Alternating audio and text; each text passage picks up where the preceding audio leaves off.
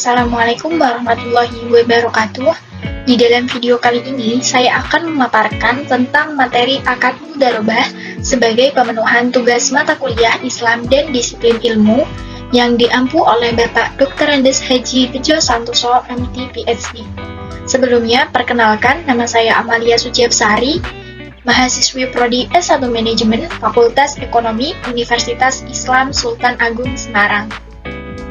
Nah, untuk video kali ini, beberapa topik pembahasan yang akan dibahas untuk beberapa waktu ke depan. Yang pertama ada definisi, yang kedua ada dalil, yang ketiga ada jenis, yang keempat ada skema, yang kelima ada implementasi, dan yang keenam ada fatwa. Dan untuk topik pembahasan ini tentu berkaitan dengan akad mudharabah.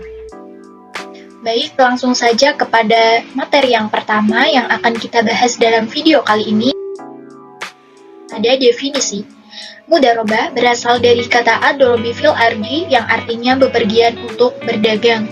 Nah, dalam istilahnya, akad mudharabah merupakan akad kerjasama yang melibatkan dua pihak dengan hasil keuntungan yang akan dibagi dua sesuai kesepakatan, dan untuk kerugian akan ditanggung oleh pemilik modal. Namun, apabila kerugian tersebut disebabkan oleh pengelola, maka pengelola yang harus bertanggung jawab atas kerugian tersebut. Nah, untuk materi yang selanjutnya itu ada tentang dalil yang bersangkutan dengan akad mudharabah. Di sini ada dari Al-Quran dan juga As-Sunnah. Nah, dalam Al-Quran disebutkan dalam 3 surat yang artinya, dan mereka yang lain berjalan di atas bumi untuk menuntut karunia Allah Subhanahu wa Ta'ala, dalam Quran surat Al-Muzammil ayat 20. Apabila telah ditunaikan sholat, bertebaranlah kamu di muka bumi dan carilah karunia Allah Subhanahu wa Ta'ala, dalam Quran surat Al-Jumu'ah ayat 10. Tidak ada dosa bagimu untuk mencari karunia. Nah, karunia di sini disebutkan rezeki hasil perniagaan atau berdagang dari Tuhanmu, dari Quran surat Al-Baqarah ayat 198. Nah, dalam As-Sunnah sendiri disebutkan bahwa Abbas bin Abdul Muthalib jika menyerahkan harta sebagai mudharabah, ia mensyaratkan kepada pengelola dananya agar tidak mengurangi lautan dan tidak menuruni lembah, serta tidak memberi hewan ternak. Jika persyaratan itu dilanggar, pengelola dana harus menanggung resikonya. Ketika persyaratan yang ditetapkan, Abbas didengar Rasulullah SAW, beliau membenarkannya. Hadis ini diambil dari hadis riwayat Tabrani dan Ibnu Abbas. Jadi itu dalil-dalil tentang akad mudharabah. Untuk selanjutnya memasuki jenis-jenis akad mudharabah, itu ada 3 menurut para ulama. Yang pertama mudharabah muthalaqah, yaitu pengelola dana memiliki kebebasan dalam mengelola dananya, jadi tidak ada ketentuan tertentu. Nah, untuk yang kedua ada mudharabah muqayyadah. Di sini pengelola dana memiliki batasan yang diberikan oleh pemilik dana untuk pengelola dana. Jadi tidak seperti yang pertama tadi. Yang pertama itu bebas, tidak ada ketentuan. Yang kedua ada ketentuan yang diberikan. Nah, untuk yang ketiga mudharabah mushtarakah. Pengelola dana menyertakan dana atau modal dalam kerjasama investasi. Jadi ini ada 3 jenis akad mudharabah yang harus diingat. Nah, untuk selanjutnya ada skema akad mudharabah. Di sini ada beberapa poin. Yang pertama ada negosiasi dan akad mudharabah, yang kedua pelaksanaan usaha produktif, yang ketiga bagi hasil usaha, dan yang keempat ada menerima laba dan pengembalian modal, dan juga bagian menerima laba. Nah, untuk nasabah dan bank syariah ini adalah 2 pihaknya. Untuk penjelasan selanjutnya akan saya paparkan di dalam slide berikutnya tentang skema akad mudharabah. Nah, yang pertama itu negosiasi antara bank dan nasabah yang pada akhirnya menciptakan suatu kerjasama. Nah, kedua, pelaksanaan usaha oleh nasabah. Nah, usaha ini tentunya yang sudah disepakati dalam negosiasi pertama tadi. Nah, untuk yang ketiga, setelah usaha berhasil, keuntungan akan dibagi 2. Nah, untuk pihak pengelola atau nasabah itu menerima laba dari keuntungannya, sedangkan pihak pemilik atau modal, atau istilahnya bisa bank, mendapatkan laba dan juga pengembalian modal dari pengelola dana tadi. Nah, Untuk materi selanjutnya ada implementasi akad mudharabah. Di sini ada dua, yaitu funding dan financing, penghimpun dana, dan pembiayaan. Nah, dalam penghimpun dana ini ada dua. Dana untuk tujuan umum dapat dipakai untuk usaha apapun yang sesuai dengan syariat. Misalnya deposito biasa. Ada juga dana yang dititipkan khusus atau untuk usaha tertentu, misalnya deposito spesial. Nah, untuk pembiayaan sendiri, ada pembiayaan untuk modal kerja, misalnya modal kerja untuk industri, perdagangan, ataupun jasa.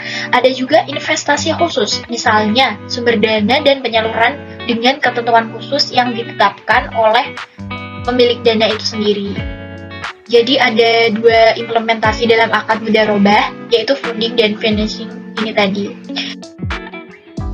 Selanjutnya ada fatwa DSN akad mudharabah. Mengenai ketentuan pembiayaan, di sini ada 10 poin.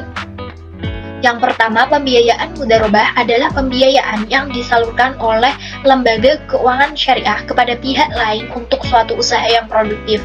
Yang kedua, dalam pembiayaan ini, pemilik dana membiayai 100%, jadi seluruhnya ya, kebutuhan suatu usaha. Sedangkan pengusaha atau nasabah bertindak sebagai pengelola usaha. Yang ketiga, jangka waktu usaha, tata cara pembelian dana, dan pembagian keuntungan ditentukan berdasarkan kesepakatan kedua belah pihak.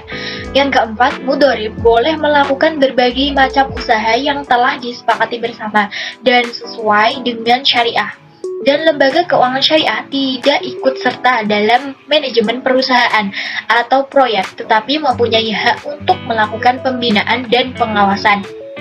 Yang kelima, jumlah dana pembiayaan harus dinyatakan dengan jelas dalam bentuk tunai dan bukan piutang. Yang keenam, lembaga keuangan syariah sebagai penyedia dana menanggung semua kerugian akibat dari mudharabah kecuali jika mudharib atau nasabahnya melakukan kesalahan yang tidak disengaja, baik itu lalai atau menyalahi perjanjian.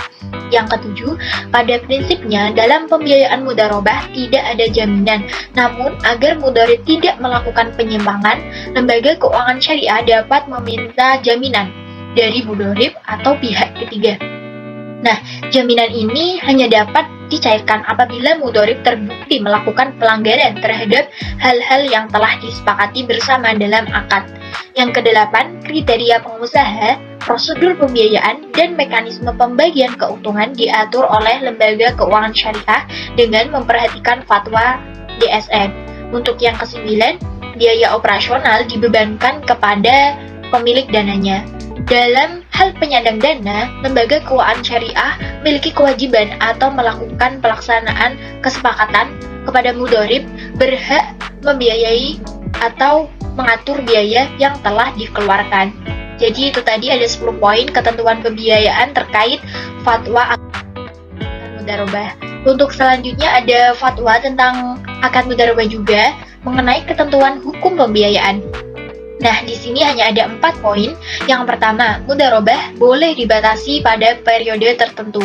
Yang kedua, kontrak tidak boleh dikaitkan dengan sebuah kejadian di masa depan yang belum tentu terjadi.